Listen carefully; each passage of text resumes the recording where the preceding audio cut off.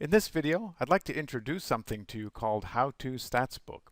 It's a totally free textbook that I created and I recently uploaded online, and so anyone with access to the internet can download the materials and make use of them. Currently it exists both in PDF files as well as videos that complement the chapters. So a bit of background before I get into the textbook. Some of you would know that I've been creating educational stats videos for several years now. In fact, it goes back to 2011. And currently I've got a little over 375 videos that I've uploaded over the years. Now the channel that I've got looks like this. This is the How to Stats channel. And it's fair to say that I create videos in a fairly random way. There's no structure or order to what I create in terms of content. I come across ideas that I find interesting and I'll create a video for it if I have time. Or students ask me questions about something and I think, oh, maybe a video should be created for this to help people solve their problems. However, ultimately, I felt like it was necessary to have structure associated with a comprehensive educational resource for the purposes of helping people learn statistics and use them in their research. And I did that by writing a textbook, and the textbook is called How2statsbook. And as I mentioned, this is a totally free textbook that you can make use of at this URL, which is how2statsbook.com. And so if you go to that page, you'll find various options that you can click on, including chapters and videos. And in fact, this is a fairly unique element of this textbook in that I've created PDF files that represent the chapters. And within the chapters, you can click on links that direct you to videos on another YouTube channel that is actually called How2statsbook. So let me just show you what that looks like. So if you click on chapters, you can see that you can download the table of contents here. So if you click here and then click here again, you will get a PDF document which represents the table of contents. So the first chapter is concepts and terminology. I start with the basics and I assume no knowledge whatsoever with respect to statistics in this textbook, and I move to descriptive statistics, sampling, categorical data, correlation, difference between two means.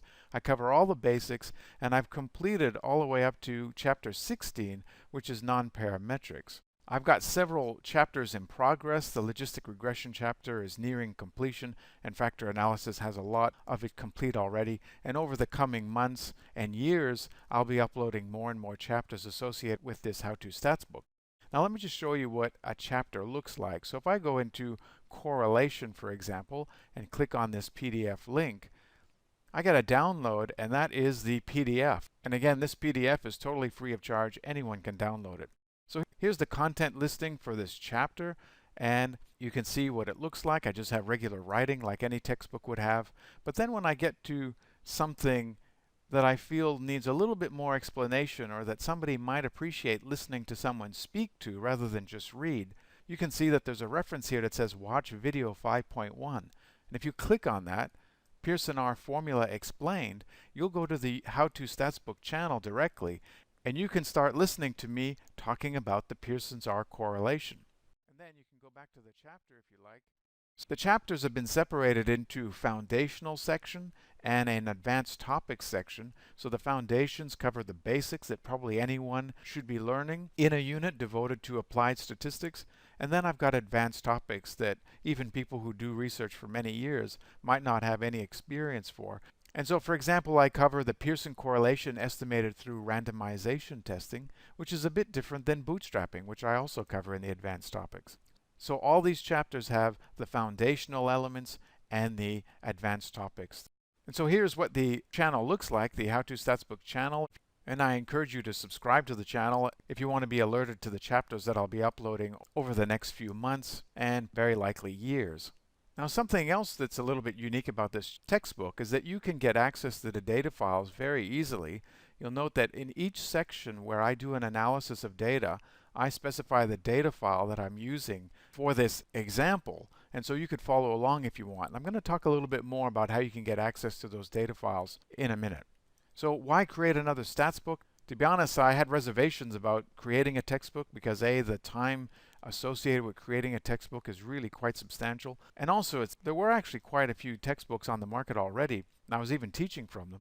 But ultimately, students used to complain to me that I would contradict the textbook. And by that I mean the textbook would say that when this certain situation is present, you should do this. But then I would say, actually, that's not an up-to-date modern approach to dealing with that problem. And so, understandably, students did not like that they had the material from the textbook, and then they had me contradicting the textbook. The other reason I decided to create a textbook is that I found that a lot of the examples in a textbook are actually rather boring. In a minute, I'll talk more about how I think I overcome that problem in How2statsbook. Another reason why I thought I needed to create a textbook is that textbooks change every couple of years, and in my opinion, they don't change for a good reason. If you teach from a textbook, and every 2 years the textbook changes with respect to the order of the chapters, the page numbers, you have to invest a significant amount of time to update your slides and all the information across your unit in order to be consistent with the new textbook. And again, a lot of the times I just felt like the publishers were creating a new textbook just to make more money rather than for a genuine reason to update the textbook.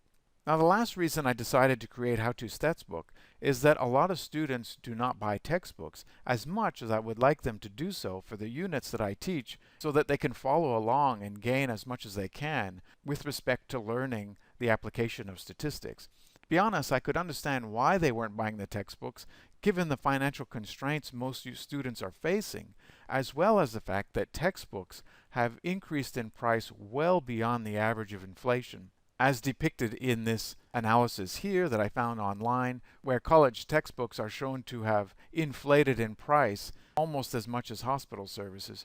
So what are the characteristics of How2statsbook with respect to overcoming these limitations?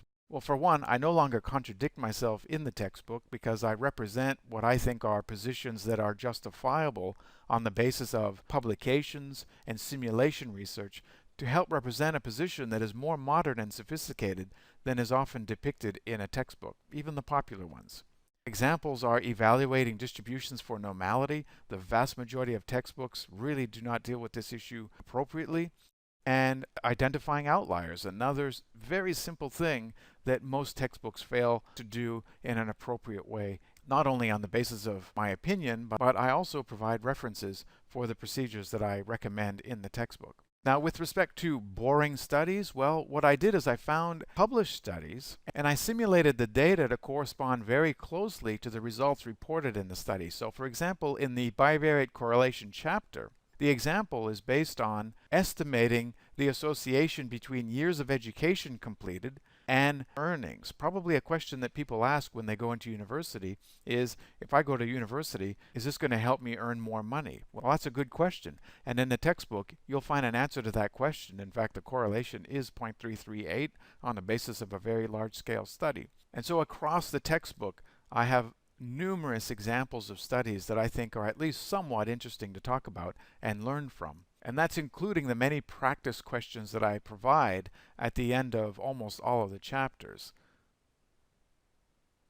So for example, the practice question in the bivariate correlation chapter, the first one is, how strongly related are procrastination and exam performance? Well, you'll find the answer to that question in the practice questions of the chapter devoted to correlation. And the data files are all available that correspond to the results associated with the study that was published. Now, in relation to textbooks constantly changing every couple of years and forcing people to do more work than is necessary, my commitment in creating this textbook is to not change the textbook very often unless it's absolutely necessary. And that commitment is devoted particularly to the foundation section of the chapter. So the advanced topics might be changing and there are new additions to that section. But for most people, you won't be teaching from the advanced topics section of the chapter. You'll be teaching mostly from the foundational section of the chapter, and that's the part I am consciously trying not to change very much over the years. And as I mentioned, all the data files are available to download. So now both the videos are free and the PDF chapters are free to download. The only thing I have is a small fee for the data files, and in fact what I do is I invite you to buy me a coffee to get the data files. So if you click on the data files section of the website, you'll find that you'll get access to downloading the data files across the textbook if you go through the Buy Me a Coffee utility. So if you click on this link, for example, you'll go to the data files, and this will allow you to download chapters 1 to 8 and you buy me a coffee for $3, then you get the data files. So as I mentioned, my commitment is to make How2statsbook online always free, the PDFs and the videos, and that is true indefinitely. I do have plans to ultimately publish How2statsbook in physical format, but that will not change anything with respect to my commitment of having How2statsbook.com available free of charge. Now finally, I'll note that How2Stats is a channel that I plan on creating more and more videos. I have a huge backlog of videos in preparation that I plan on uploading over the coming months and years. So How2Statsbook and How2Stats will both exist, one in an ordered, structured way, which is How2Statsbook, and the other one more in relation to topics that I come across and that I want to talk about at that point in time without any consideration with respect to where it fits in the textbook, if at all. Some topics on How2Stats will not end up in the textbook at all. So that's my introduction to How2Statsbook. I hope you check it out.